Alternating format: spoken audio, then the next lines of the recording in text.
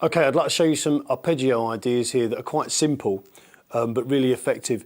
The problem with some of the sort of modern arpeggios, your typical kind of sweep picking sort of deals, they're quite difficult to play, and sometimes in a pub setting when you're just playing over nice tunes, sweep picking all the time is not necessarily the flavour of the day. So what I'm going to do is show you some arpeggios that really are easy to play and really sound nice.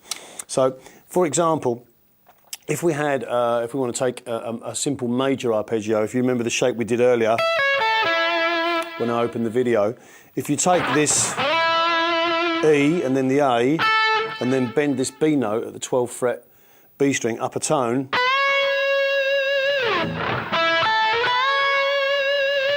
add a nice little bit of vibrato there, you'll notice that we're basically outlining this chord.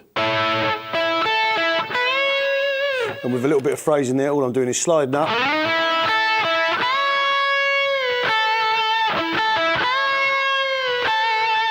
letting that B come down and then resolve into the A. So we've basically got an A arpeggio there. Now, if I wanted to get a minor shape, for example, if I wanted to get a minor shape on that same thing, because the fifth and the root are the same in a major and minor chord, instead of bending this B to a C sharp up to the 14th fret B, I bend it up a semitone.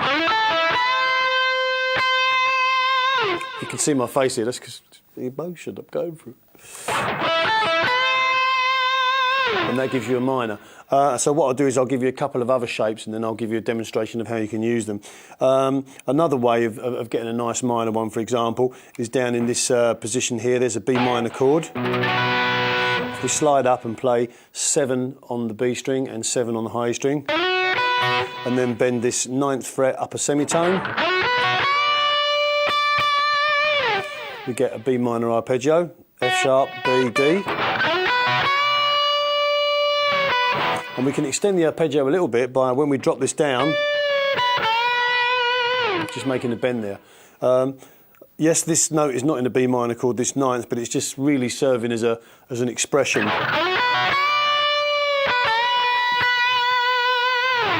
Okay.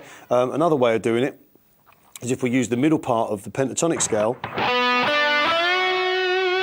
bending again, so we have 9th on the D, 7th on the G, and then bend this 9th fret G string up a tone.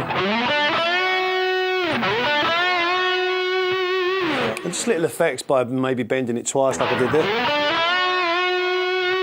Adding vibrato, letting it down. That is an arpeggio. So now we have 2 B minor arpeggios.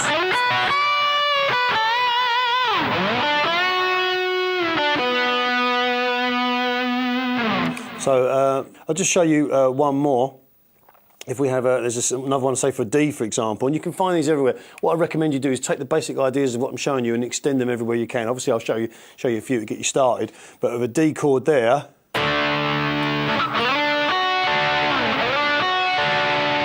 you can take that part there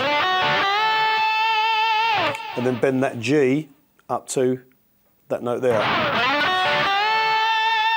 which I should probably tell you what that is, and it's an A. So basically, if we had a chord progression that went, for example, A, B minor, D, what was it, A? B,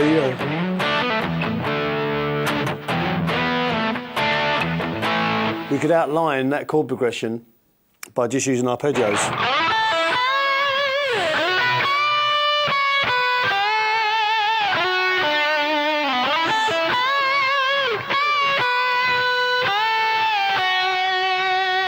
Okay, and I'm just doing little variations there, just picking out bits of them.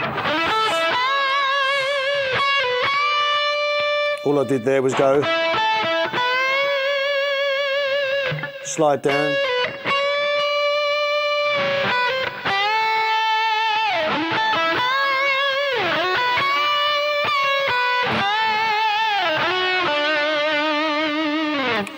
okay, and you can see how that works. And then as another form of expression, you can take it up and play the major arpeggio up here.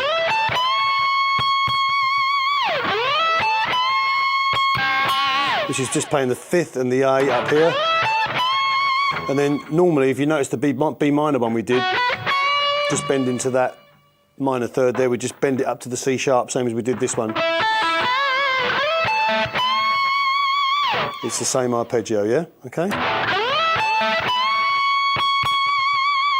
But just playing an A, and that's another way of playing that A one. So here we have the B one here. And we can also play the B minor one here by playing 16 on the G string. So we have this B minor chord. Okay, just there. So now we want to outline the first 2 arpeggios again.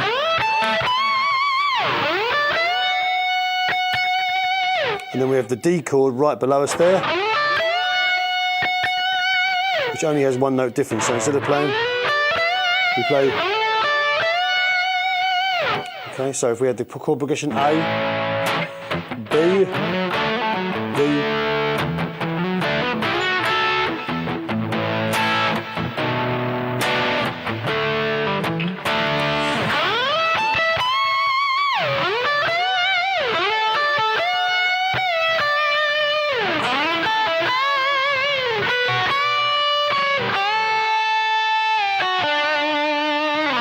and you can see how you can outline those chords with that type of thing.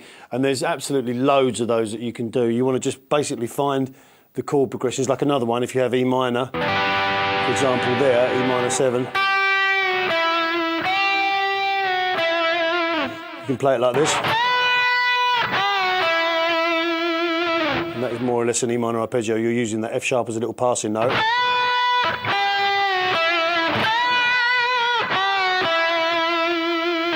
And they basically just take you away from playing the kind of just regular, you know.